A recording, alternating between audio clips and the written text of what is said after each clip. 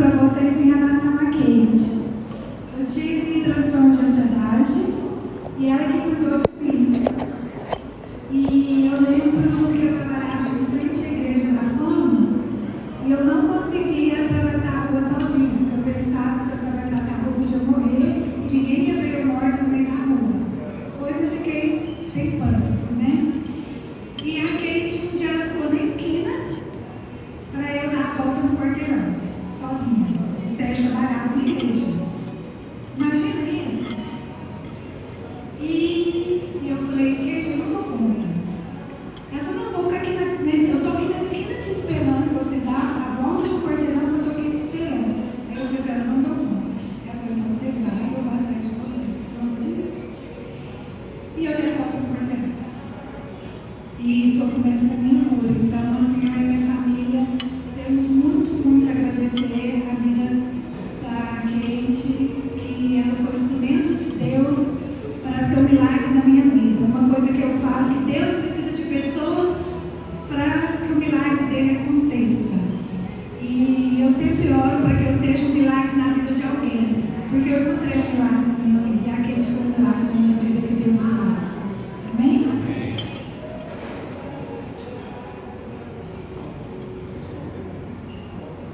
Bom, nós vamos dar um break agora no serviço aí do buffet, enquanto a Kate vai fazer a sua preleção agora, e aí logo depois a gente vai retornar. Eu quero muito pedir que você fique à vontade, que você possa aproveitar esse momento para estreitar a amizade com essa pessoa que está sentada aí perto de você. Ok? Podemos orar primeiro? Pai, nós te agradecemos porque somos abençoados por Ti, temos sido abençoados pelo Senhor ao longo da nossa vida. E nós acreditamos muito no poder da Tua palavra e na importância de momentos como esse aqui.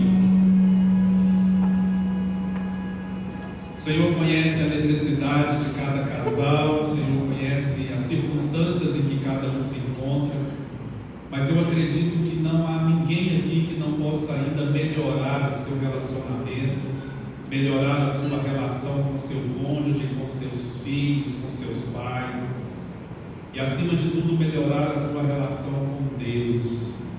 Que essa noite seja uma noite de reflexão para todos nós, que possamos sair daqui edificados e que o Senhor possa falar conosco, Pai, em nome de Jesus. Queremos abençoar a vida da Kate, pedir que o Senhor traga sobre ela uma inspiração vinda do Teu trono, que ela seja um instrumento aqui nesta noite, que ela seja a boca de Deus para todos nós, que a Kate possa ser usada pelo Senhor, pela direção do Teu Santo Espírito, Pai. Possamos aquietar o nosso coração agora na Tua presença, todas as inquietações dessa semana, todas as angústias que vivemos, todas as preocupações com o dia de amanhã, aquilo que não conseguimos resolver a tempo, que o Senhor assuma o controle de todas essas áreas da nossa vida e que possamos nos aquietar agora na Tua presença e alimentar agora o nosso espírito diante do Senhor. Nos abençoe nesta noite, em nome de Jesus. Amém. Amém. Fique à vontade, Kate, obrigado. Deus te abençoe. Bom estar aqui com vocês e acrescentando o que a Bispa Aida disse, uma das minhas alegrias foi quando eu recebi uma ligação dela dos Estados Unidos, quando ela disse que eu estou numa highway e eu estou dirigindo. Então foi algo realmente maravilhoso que Deus fez, né? Nós duas juntas caminhando, e é uma alegria estar aqui. Você ter caminhando com você. E eu fico muito feliz de estar aqui. Hoje meu marido não pode me acompanhar. Eu vou falar um pouquinho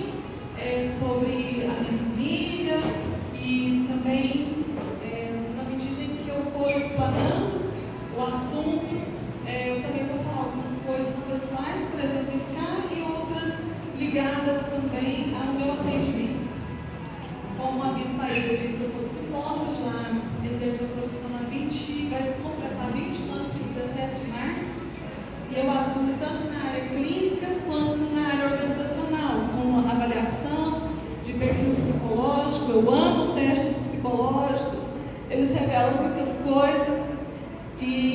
Quando eu conheci meu marido, há 27 anos atrás, ele me incentivou no curso de psicologia e eu caminhei com ele no curso de aviação. Então, quando ele entrou para o curso de aviação, eu entrei para psicologia e nós nos incentivamos. Eu aproveitei que estava estudando psicologia, apliquei todos os testes psicológicos possíveis dele para realmente conhecer e saber quem que era aquele homem que pretendia se casar, né, comigo. Então eu realmente conheço muito bem meu marido. Bom, o assunto de hoje é sobre brigas no casal. Nós estamos aqui só com casais mais jovens, casais maduros e casais bem experientes, não é isso? Vocês já brigaram? Sim? Vamos falar um pouco sobre isso sem criar tensões?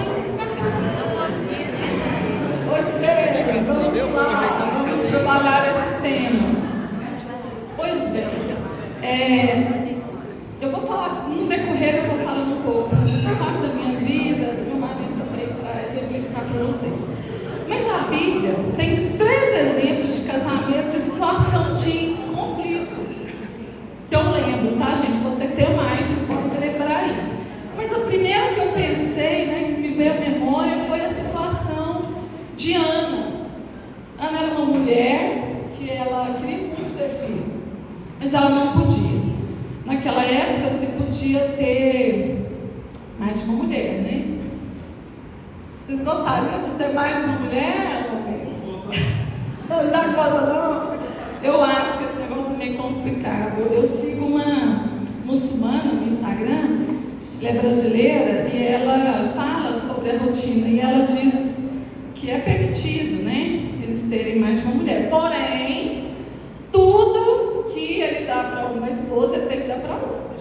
Então, se ele compra um carro para uma, ele tem que comprar para outra. Se ele tem filho com uma, ele tem que ter filho com a outra. E assim o negócio é meio caro, né?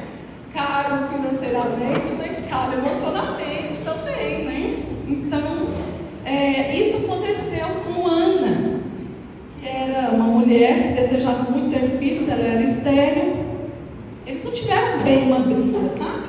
Lá em 1 Samuel 1, no versículo 8, diz assim, vou ler só para exemplificar rapidinho, tá?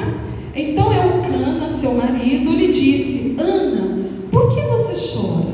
E por que você não está comendo? E por que está de coração tão triste? Não te sou eu melhor do que 10 filhos? Então aqui é uma situação que Eucana tinha uma outra mulher que se chamava Penina, e Penina tinha filhos, e ela provocava a outra esposa. Eu tenho filho, você não tem.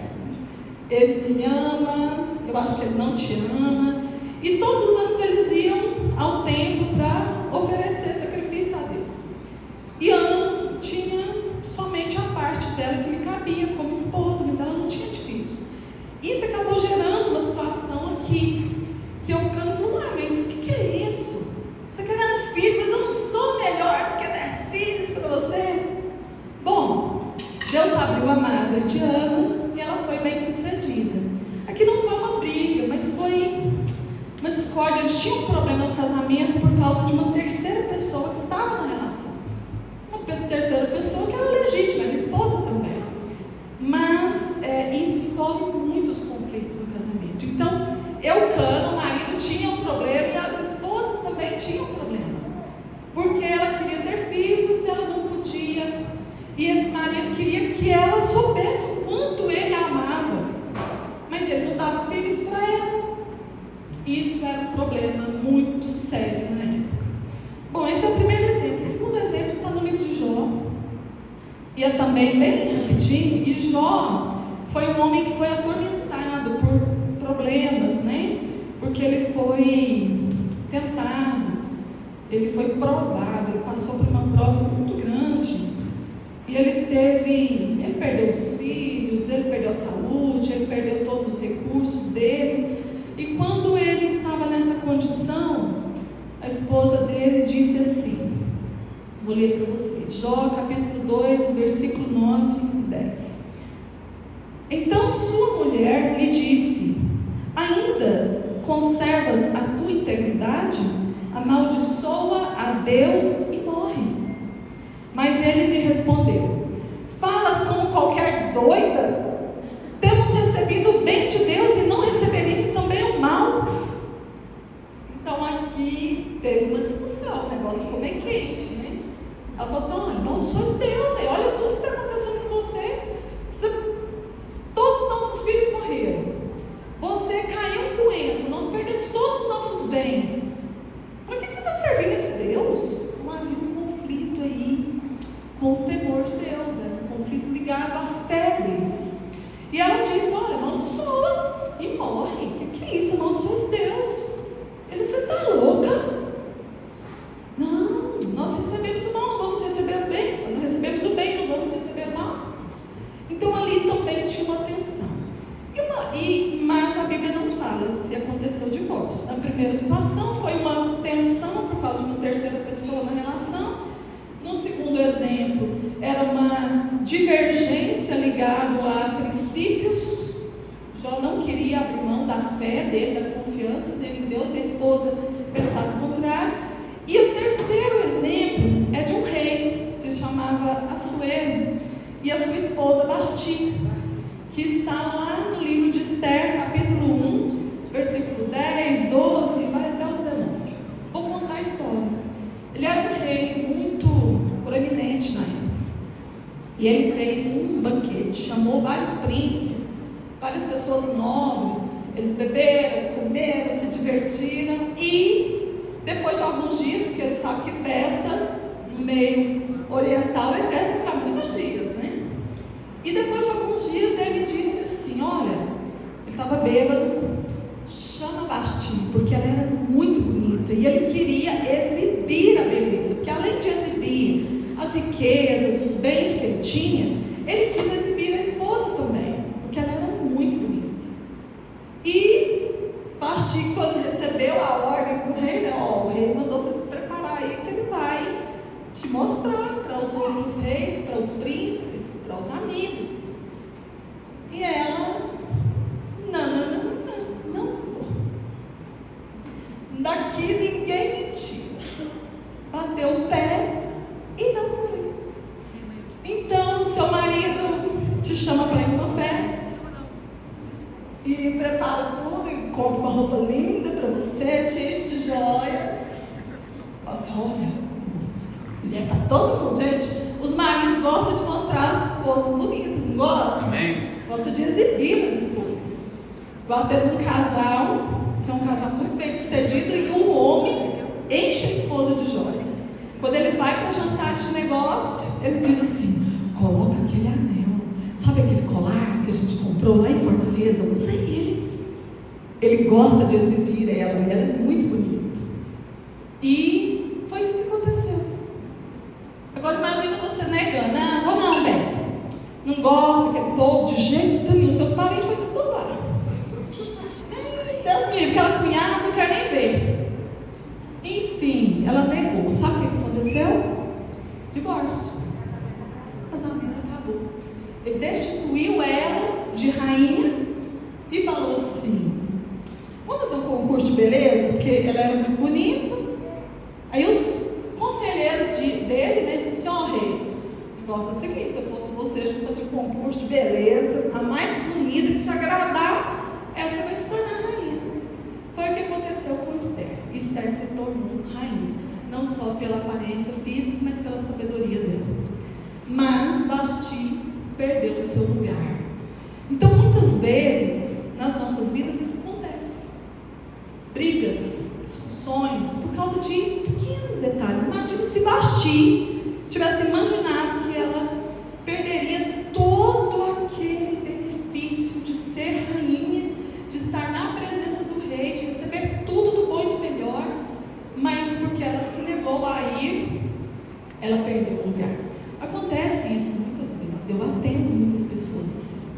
Enfim, a Bíblia não fala muita coisa, né? Eu fico curiosa, gente, o que aconteceu depois disso? Só nessa história que tem os detalhes. as outras não tem muito não. Mas a Bíblia não fala muito sobre isso. Eu fiquei intrigada. E sabe o que eu considero? Que em briga de marido e mulher, como é que é mesmo? Mulher pede a mulher. Sabe que Deus também, Ele preserva isso, que Deus respeita o espaço do casal e que nós temos que ter sabedoria para lidar com esse espaço que é de dois, são parceiros de vida. Então nós temos que estar bem atentos a isso, porque esse espaço do casal, ele é um espaço de desenvolvimento. Aí eu pergunto para vocês, por que vocês se casaram? Nós temos que responder essas perguntas, e eu atendo casais. Então, eu sempre pergunto, você casou com fulana por quê? É porque ela é linda, uma gata, apaixonei na primeira vista. Outras vezes, porque eu engravidei a minha namorada. Outras, porque era da igreja, uma mulher séria. Aí eu casei porque era um rapaz de família. Eu casei porque ele era crente. Eu queria casar com alguém crente. Então eu ouço várias questões. Casei porque eu estava. A Bíblia fala, né? Melhor casado que viver abrasado. Eu queria namorar pelado. E ele casou por isso. Não é? Não tem, gente? Claro que tem. Casei porque a pessoa tinha uma condição financeira boa, eu queria uma estabilidade, eu queria uma segurança. Então existem várias razões pelas quais as pessoas se casam. Mas você vai ter que responder, por que eu casei? Porque será que o motivo pelo qual você se casou vai manter o seu casamento? Vai suportar as pressões do dia a dia? Vai suportar a convivência? Porque viver junto, debaixo do mesmo teto, sobre as mesmas pressões e com dificuldades, desafios, mas também com alegrias. E nessa jornada de desenvolvimento, né, nessa jornada da vida, o casamento ele serve para que você, com seu parceiro, a sua parceira, você entre em cada novo ciclo da sua vida acompanhado. Então, eu conheci meu marido na zona eleitoral. Olha, alguém já ficou assustado aí, né? Gente, como assim? Eu conheci ele na segunda zona eleitoral de Goiânia e eu não era crente, ele de família cristã. Nós nos conhecemos, né, estamos juntos há 27 anos. E meu filho, que é membro aqui na igreja, ele disse assim, eu falei para ele que falaria hoje para vocês, ele tem 18 anos. Ele, mãe, você vai falar lá? Você acha que você tem autoridade para falar? E eu falei assim, eu te pergunto, meu filho, você acha que eu tenho autoridade para falar? Ele disse, tem demais, mãe. Pode ir, vai lá, porque suportar meu pai não é fácil, não. Eu falei, tá, se seu pai tivesse que você falar, pai, suportar minha mãe não é fácil, não. Enfim, nós estamos esse tempo todo juntos. E nós já caminhamos algumas fases, e eu creio que vocês vão se identificar com isso. Então, como eu tinha 18 anos quando eu conheci, e ele tinha 21, nós começamos a nossa jornada juntos. Então, cada um de nós tinha uma forma de pensar. E nós passamos por essas fases. Então, nós namoramos 7 anos. Sou persistente. Sou persistente, que eu aguentei o negócio.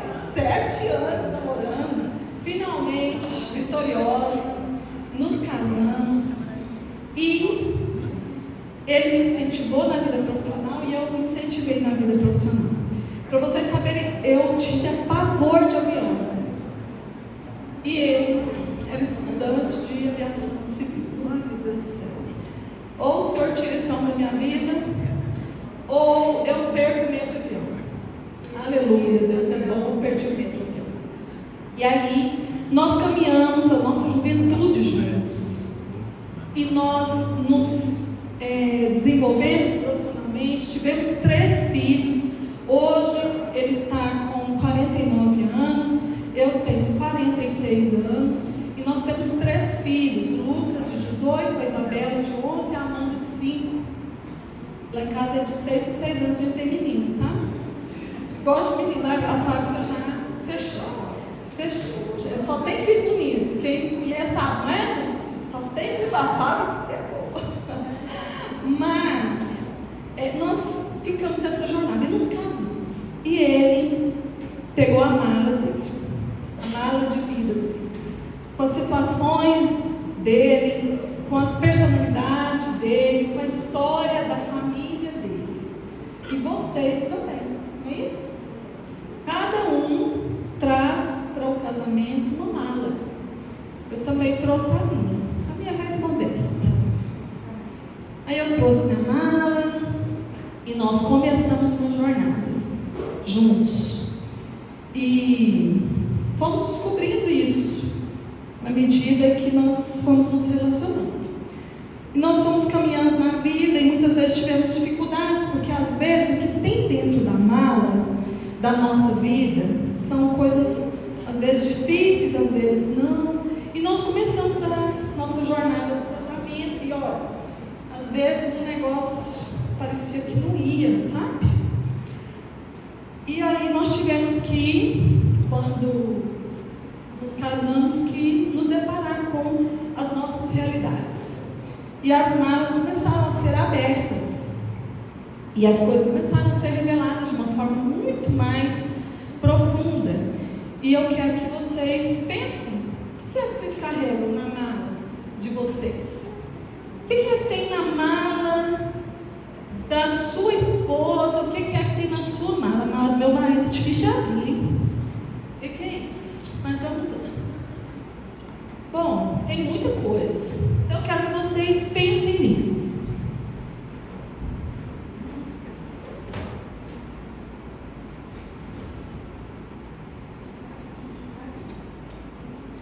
Eu e meu marido. Então tem aí a sua esposa, você tem uma história, ela tem uma história, vocês estão juntos. Aqui a gente está olhando para o horizonte, para o lado direito, né? Obrigada. Então, a gente começou a olhar essas coisas que tinham nas nossas mãos. E quando eu fui olhando, eu fiz um tour em diversas religiões. Eu conheci o catolicismo, o espiritismo, Seixonoyer, conheci Testemunha de Jeová, conheci várias. Mas meu marido não. Meu marido era de uma família cristã, todos, avós, tios, todos. E ele me apresentou Jesus. Ele, a família dele, me apresentou Jesus e com 3 meses de convivência eu me converti. Então isso daqui fez a diferença no nosso relacionamento. Mas ele também precisou lidar com isso daqui.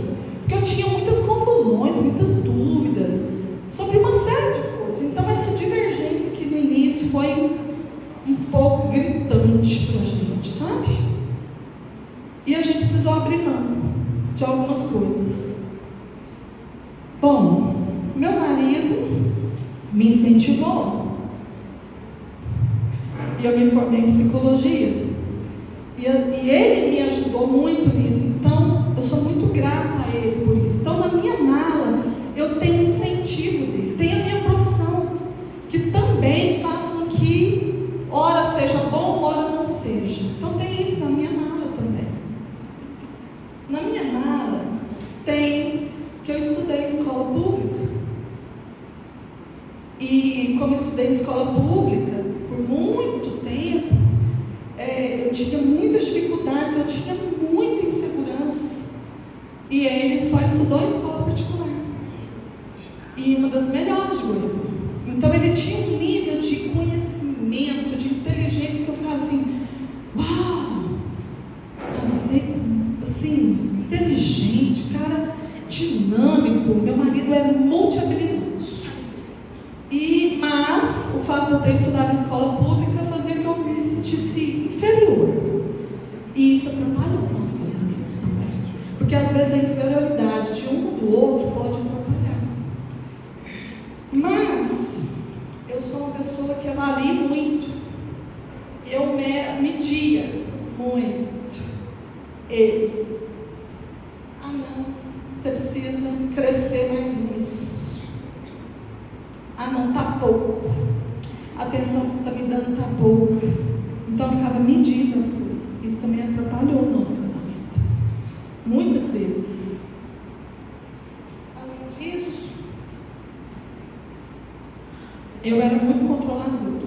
Então eu queria ter controle de tudo, porque eu era psicóloga, então eu sei, vamos fazer isso, vamos fazer aquilo, e eu quero desse jeito, e nós vamos fazer assim. E ele teve dificuldade com isso aqui. Geralmente é homem que gosta de controle remoto, é ou não é? Pois é, mas... E eu sou minuciosa.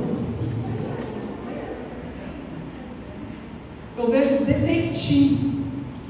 Isso também foi um grande problema para nós. E sou vaidosa. Mulher boa, mulher cara, né? Que o povo fala. Eu gosto muito de salto, que a mulher sabe, eu uso muito salto. Eu gosto de coisa boa também. E às vezes meu marido conseguiu dar isso para mim do jeito que eu queria. Isso foi um problema. Eu tinha na minha mala a ausência paterna, porque depois que os meus pais se separaram, eu fiquei anos sem ver o meu pai. Eu também tinha na minha mala a violência doméstica. Essa era a história. Lá dentro da minha casa. E isso daqui mexeu muito com o nosso casamento. E estava dentro da minha mala. E também teve isso, um divórcio dos meus pais. Eu tinha 14 anos de idade. E eu é que contei tudo que estava acontecendo lá na minha casa para minha mãe. Então, por muito tempo, eu me senti responsável por ter provocado o divórcio dos meus pais. Resolvi isso na terapia. Enfim, tem mais uma série de coisas aqui. Vocês estão curiosos com a mala do meu marido? Bom, na mala do meu marido, eu falei para vocês que ele é muito habilidoso. E uma formiguinha, né, gente, trabalhadora, né? Gente, meu marido sabe fazer de tudo que vocês imaginarem. Ele sabe costurar, ele sabe cozinhar, ele já fez um terno para ele. Vocês acreditam? Eu não sei pregar um botão, gente, eu não sei costureira. Vergonha. E minha mãe falou assim: minha filha, você tem que aprender a costurar, que vergonha quando você casar. Você não vai saber nem pregar um botão. Eu falei: mãe, eu não era crente, tá? Mãe, Deus é bom. Olha o que eu falei, o poder da palavra, tá?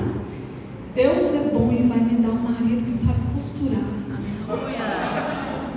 E ela: ai meu Deus, minha filha, você tem que ser irmão. Eu falei: mãe, costurar não é comigo, mãe. Pois o homem sabe costurar e é ele que faz. Enfim, meu marido é piloto. Eu morri de medo de avião e eu tinha pânico de pensar na possibilidade de ficar viúva por causa da profissão dele. Eu atendo viúvas de pilotos. Não é fácil, porque o meu marido continua. Então, como eu falei, ele é muito habilidoso. Então, lá em casa, gente, vocês não têm ideia. Você precisa de uma ferramenta? Vai lá. Todo tipo de ferramenta ele tem. Eu não aguento mais. Problema de espaço. Porque caixa de ferramenta é o que mais tem em casa. Então é a habilidade dele. Mas lá na casa dele também teve isso aqui. Teve infidelidade conjugal. meu sogro traiu minha sogra e teve 2 filhos com uma outra mulher. Isso também aconteceu. Meu marido gosta de esportes radicais, também gosta de bike, e ele já sofreu 3 acidentes. Sérios. E ficou 6 meses sem poder trabalhar, e ficou 2 meses de cama, e eu dando comida para ele, dando banho, cuidando da higiene pessoal dele, e ele me disse assim: agora eu sei por que eu casei. Então o esporte dele, o esporte não, né? O acidente revelou muito de mim para ele, muito. Porque ele, depois que eu dava banho, né, nele, especial, ele tinha uma cadeira de rodas e tal, e ele já tinha pensado que um dia isso ia acontecer com você, de você ter que tomar, sabe, dar banho no seu marido, cuidar, dar comida na boca desse jeito, olha o jeito que eu estou. Eu falei assim: eu tenho que cuidar de você, eu prometi. Meu voto foi: por onde tu fores eu irei, por onde tu andares eu andarei, a tua família é a minha família, o teu Deus é o meu Deus. Esse foi o meu juramento. E só a primeira parte que a gente não segue, porque se eu for seguir ele onde ele vai, eu vou virar uma comissária, né? Mas esse é o meu voto e eu estou mantendo ele. Então eu quero que vocês pensem nisso na vida de vocês, porque essas situações que estão na mala da nossa vida, porque aí a gente tem que organizar tudo isso para a gente conduzir a nossa vida, não é isso? E existem coisas que desencadeiam as brigas, não é? As tensões. E claro que com um cenário desse daqui, como vocês viram, isso é só uma demonstração pequena, e vocês podem pensar nisso também: nossa, o que aconteceu na minha vida? Por que eu casei? Eu casei com ele porque ele demonstrou ser um homem totalmente diferente do meu pai, um homem totalmente diferente daqueles que eu já havia me relacionado. Ele era uma pessoa que antes dele me amar, ele amava a Deus. Ele me conquistou pela seriedade e comprometimento dele no trabalho, comigo, o quanto ele era afetuoso comigo, enfim, são inúmeras as razões. Pense nas razões pela qual você está casado e pelo qual você é casado. Estar é um estado, é ser casado. É mais importante nós sermos casados, da ideia de parceria, porque é isso que acontece nas nossas vidas. Mas se nós não tivermos cuidado, nós vamos entrar nos desencadeadores de tensão. Primeira situação que desencadeia tensão: intromissão inoportuna. Quantas vezes nós intrometemos na vida do nosso cônjuge só porque nós achamos que somos casados, temos o direito de ter sexo a hora que eu quero. Esse é um exemplo de intromissão inoportuna. Eu atendi um casal que a esposa falava: pelo amor de Deus, é todo dia, por conta não. E o marido: gente, eu casei para fazer isso, ora, eu quero. E quem estava certo e quem estava errado? Não tem, gente. Não tem. A demanda do homem, a demanda da mulher, são situações diferentes. Eles precisaram entrar num acordo nessa questão. E a sexualidade é sim um grande problema para casais, exatamente por causa dessas coisas que acontecem aqui, ó. Certo? Segundo, invasão de privacidade. Apesar de nós sermos casal, a gente tem que lembrar que nós somos indivíduo. Gente, quando eu entro no banheiro, eu entro no banheiro. Não entra junto, não. Por favor. Para tomar banho, tá certo. Mas para minha higiene, para as minhas necessidades especiais, gente, meu marido já sabe. Aí os meninos agora estão aprendendo, né? Essa pequenininha está aprendendo. A porta do banheiro da mãe está fechada, não entra. Porque a minha intimidade, sabe? Aquela coisa assim, pessoal. Não, meu marido não. Problema não, pode entrar, está tranquilo. É o temperamento dele, está errado. Não. Mas a gente tem que lembrar da nossa individualidade, das nossas características. Terceiro ponto, eu estou fazendo errado, tá, gente? Porque eu trabalhei hoje o dia inteiro. Terceiro ponto, a acomodação. Sabe que esse é um grande problema? E é uma sugestão que eu dou para os pastores, falar sobre o que tem acontecido com os homens, que muitas vezes estão acomodados. E eu pergunto também o que está acontecendo com as mulheres, que às vezes elas estão tão ativas, estão movimentando, e aí parece que os homens estão ficando para trás. E aí dá uma incompatibilidade. Isso é a razão de muitos problemas nos casamentos hoje, que às vezes uma acomodação, um vai para frente, o outro fica. Um estuda demais, o outro estuda de menos. Um trabalha muito, o outro trabalha de menos. Quando há um acordo, não tem problema nisso. A questão é a comunicação. Porque é importante, para mim era importante estudar. Meu marido me incentivou. Na época era meu namorado. Para ele a aviação era muito importante. Imagina se eu digo para ele assim: olha, eu não gosto de avião não. Aí se você quiser namorar comigo, você vai ter que largar esse negócio de aviação. Quantas vezes eu já atendi pessoas que foi exatamente isso que o marido falou para a esposa, ou vice-versa. Então a gente tem que lembrar que às vezes a acomodação numa determinada área faz com que o casamento tenha tensões e acaba sendo motivo de briga. Quarto ponto, monólogo, falar sozinho. Gente, quem é de vocês que se irrita de estar falando e o outro parece que está calado, você está falando, o negócio não rompe, fala uma coisa, criatura, não é? Gente, mulher, a gente fala demais, né? Um dia, uma discussão que eu tive com meu marido, e eu, gente, psicóloga é de argumentos, tá? E eu, boa de argumento, e ele me ouviu e eu, uma metralhadora, né? Aí ele falou assim pra mim, ele me chama de baixinha, ele nunca me chamou de Kate, nunca, baixinha. Eu já chamei ele de Aels. Aí eu estava brava. Aí ele falou assim pra mim, eu discutei. Eu nunca vou ganhar de você. Nunca. Porque você fala muito bem, você é boa nas palavras. Mas deixa eu te falar, o que eu estou sentindo aqui, eu não dou conta de pôr na língua. Pelo amor de Deus, me ajuda. Eu estou me sentindo o pior do mundo. Porque eu já concluí, eu nunca vou ganhar. Então assim, tem dó de mim. Gente, o dia que ele falou isso para mim, eu me sensibilizei. De verdade, eu falei assim, gente, eu estou fazendo isso, Eu mudei. Vocês podem perguntar para ele. Eu mudei, porque aquele dia eu fiquei com dó dele.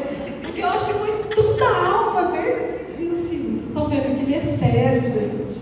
Ele fala que tem que pôr botox, porque a cara dele é ruim, o povo pensa que ele é bravo, mas ele é muito muito engraçado, inclusive. Mas o monólogo era constante. E eu tinha uma sensação de solidão. Esse homem não conversa comigo. E ele tinha uma sensação de que eu era uma metralhadora de palavras, né? Então isso também por muito tempo foi um problema no nosso casamento. Depois, forçar o outro a mudar. Porque eu queria um homem desse jeito. Você tinha que ser igual ao Sérgio. Homem bom.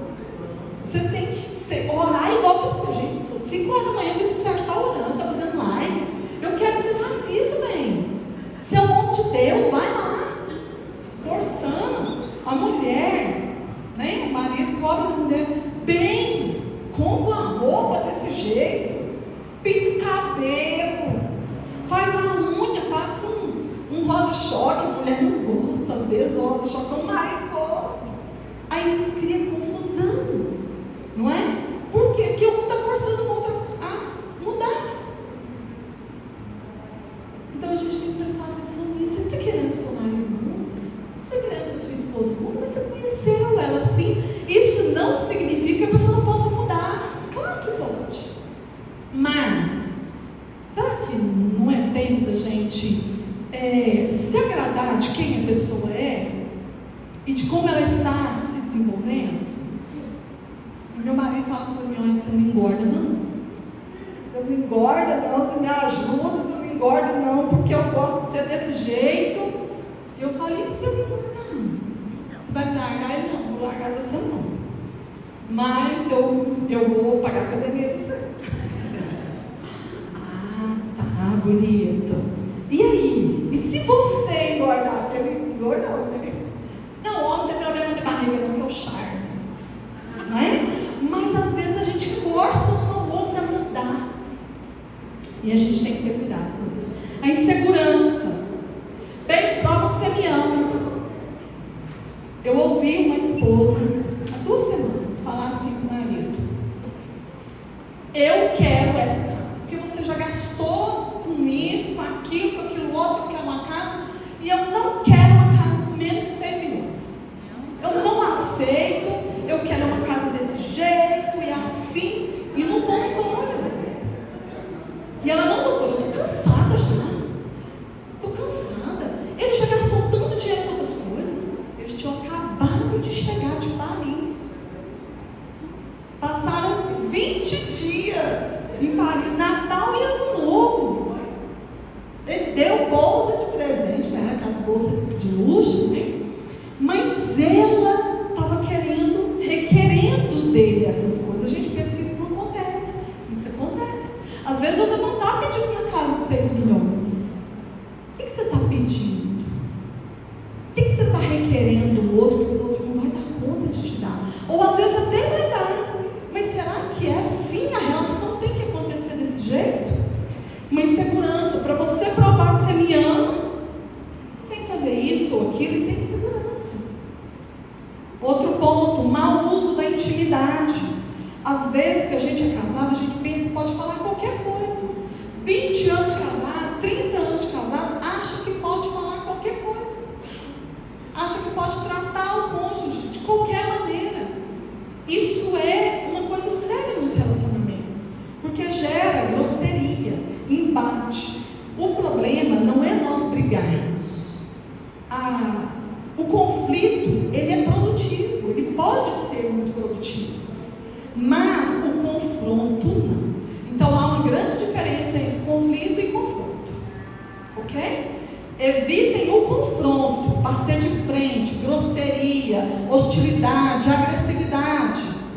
Mas o conflito: bem, eu não concordo com você, eu acho que isso daqui é melhor, mas eu discordo. Isso é saudável, porque tem que ter comunicação entre o casal.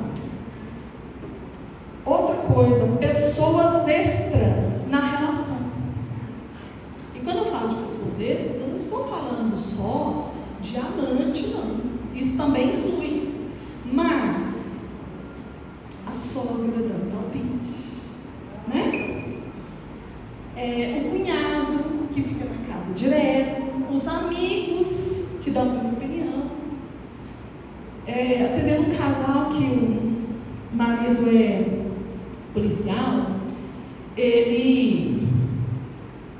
perfil dele era assim: eu conto todos meus amigos são meus parceiros, então nós estamos na chapada, está todo mundo junto, a gente combate o crime todo mundo junto, então eu conto tudo.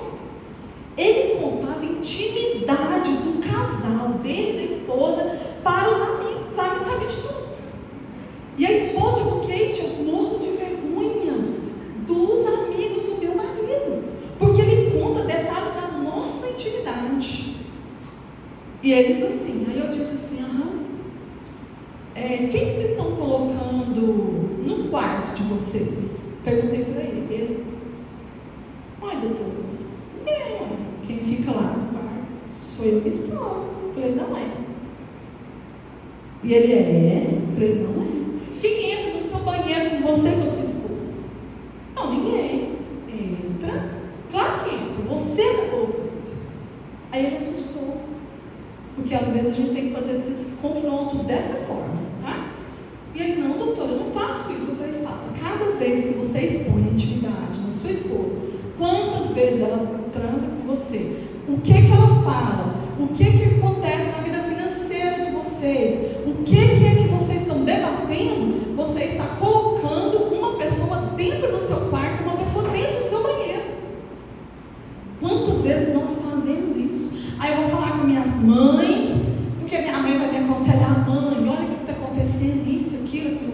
expõe. Aí a mãe pega e fala assim, larga desse homem. Aí expõe para a amiga. Nossa, amiga, você merecia coisa melhor. Ou o marido expõe e fala, sua esposa está fazendo isso, cara. Deixa eu te falar, eu não aguento um negócio desse aí não. Não é assim? Por quê? Porque nós estamos introduzindo terceira pessoa dentro das relações. E às vezes até pastores. Eu atendi recentemente um casal. Não, na verdade não foi o casal, foi a esposa. E ela trouxe para mim, que resolvi o problema. Chamei o casal de pastores, marquei o jantar e falei assim, vem cá em casa para a gente conversar. Combinei com a pastora, para ela perguntar um negócio para ele, depois ela perguntava para mim e eu ouvindo. Aí a gente combinou, ela ia perguntar isso, aquilo, e eu ia responder isso, aquilo, e ela ia perguntar para ele também. Aí conversou, não, primeiro você pergunta para ele. Tá bom. Aí eu perguntei, e como é que você está? Você satisfeito com o casamento? Tô. O marido. Tô. Satisfeito, tá dando certo. Ele jurando que era um jantar, tá? Na casa dele. Tranquilo, normal. Gente, quando a pastora falou, ele disse assim, ela, minha esposa, tá ruim demais, não estou aguentando, meu marido faz isso, aquilo, e foi contando toda a intimidade do casal. Meu marido ganha pouco, meu marido faz isso, meu marido tem esse defeito, isso aqui, eu não estou aguentando mais, não, acho que eu vou divorciar. Ele olhou para ela contando. A Juquete ficou tão assustada. Eu mexi com a estrutura dele, que ele merecia. Pelo amor de Deus, eu vou largar desse homem, porque esse homem não presta e tal. E ela pensou que eu fosse concordar com tudo. Aí eu disse a ela assim, você desnudou seu marido? Não.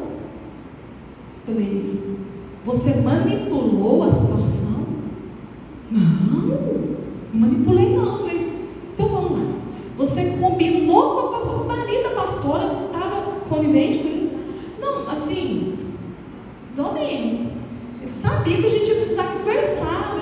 Gente, o casal de pastores, na maior ingenuidade, na maior boa vontade, foi ajudar o casal e na verdade eles foram cúmplices do desnudar que ela pretendia fazer do marido. E quando eu expus o que ela fez, quando eu disse para ela, olha, você manipulou a situação, você desnudou seu marido, você envergonhou seu marido, você se expôs, você fez tudo isso e terminou o jantar, você acha que seu marido vai querer que esse casal de pastores volte lá quando?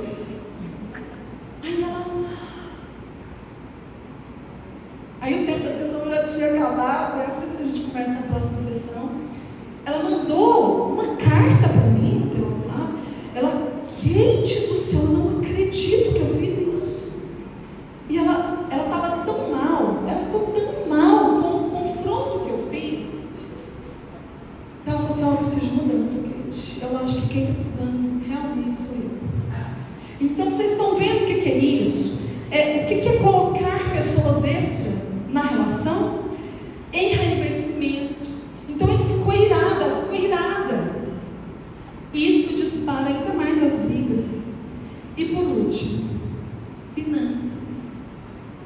Sabe que hoje as finanças têm sido a causa principal de divórcio?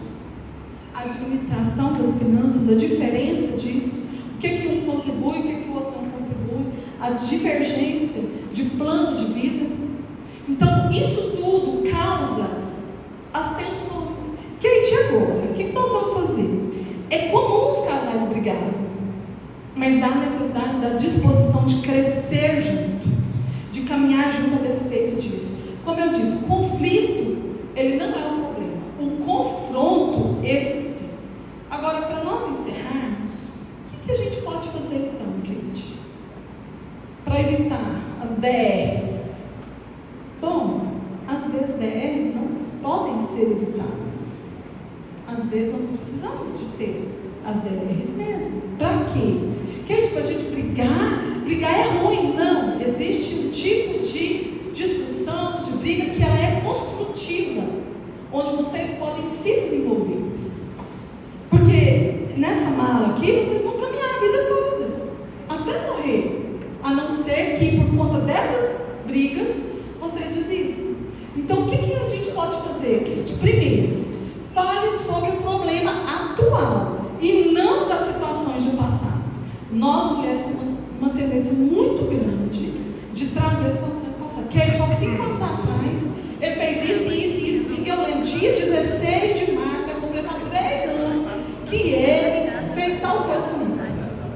Memória de elefante, para as coisas ruins, né? Para as coisas ruins, ó, memória boa. Para o presente que comprou no dia do aniversário, lembra nada.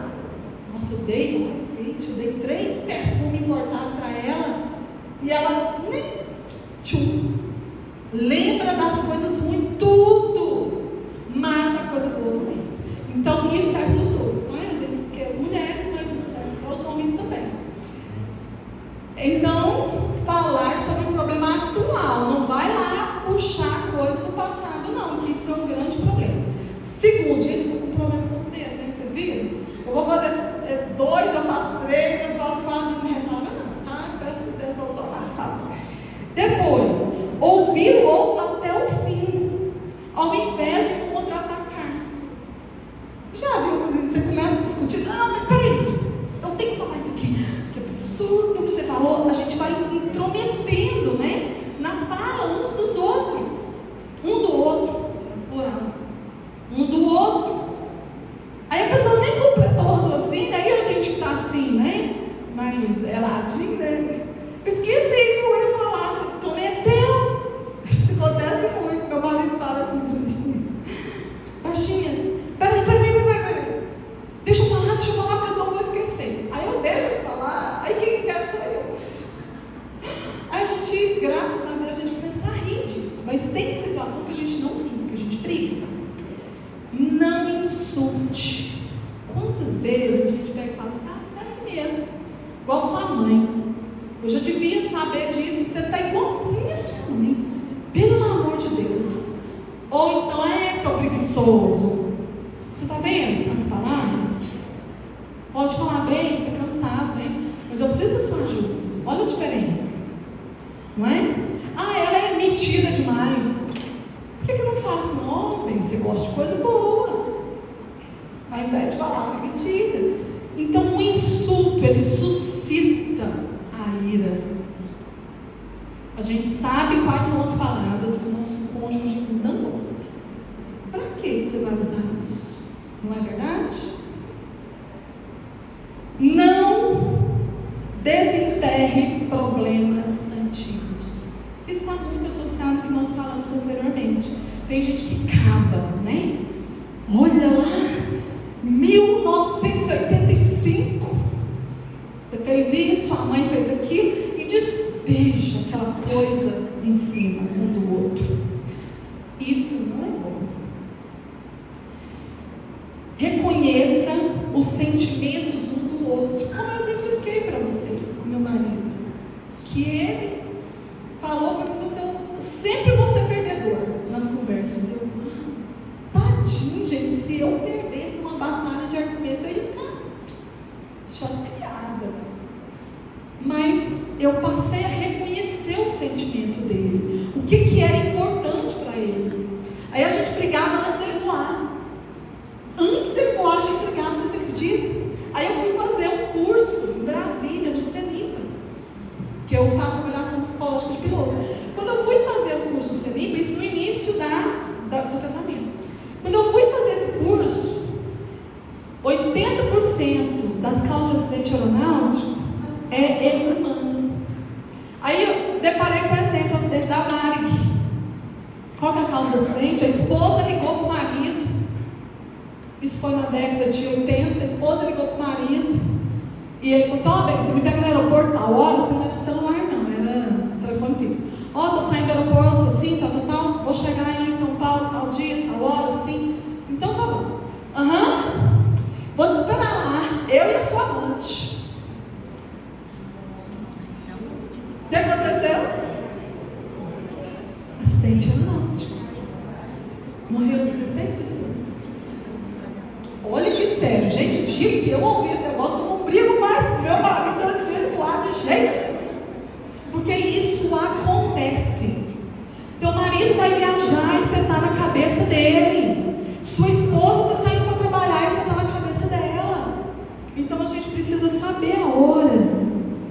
expor as coisas, para a gente não ter problemas. Não despeje queixas e frustrações acumuladas. Expresse os sentimentos e não acuse. A gente tem uma tendência a acusar, não é verdade? Então, a gente precisa lidar com isso. Saiba que não existe vítima nem bandido. É a relação. Você não é melhor que o seu marido não é melhor que você. E por fim, quando um ganha, os dois perdem. Não é verdade? Se o marido fala assim, eu ganhei a discussão hoje, onde que ele vai dormir? Ele vai dormir no sofá. Então nós temos que atentar para esses detalhes. Então evitem entrar no confronto e vivam a relação de vocês da melhor forma, entendendo que vocês são diferentes, mas vocês vão caminhar numa mesma jornada. Desfaçam daquilo que não é bom para vocês. Ok? Espero ter contribuído com vocês.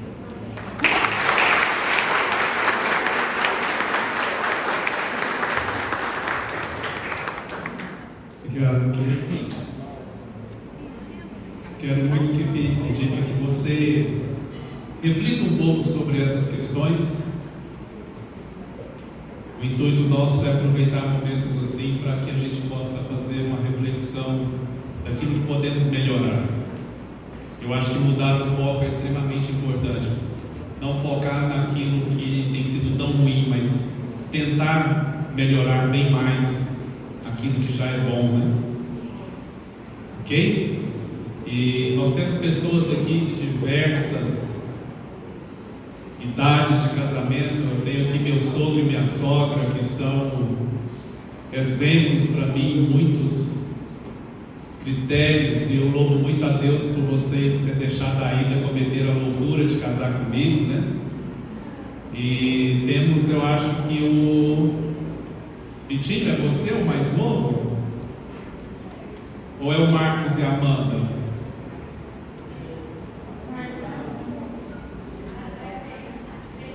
6 meses de casado e já estão aqui. Eu acho isso muito legal, porque esses momentos têm muita riqueza de aprendizado, ok?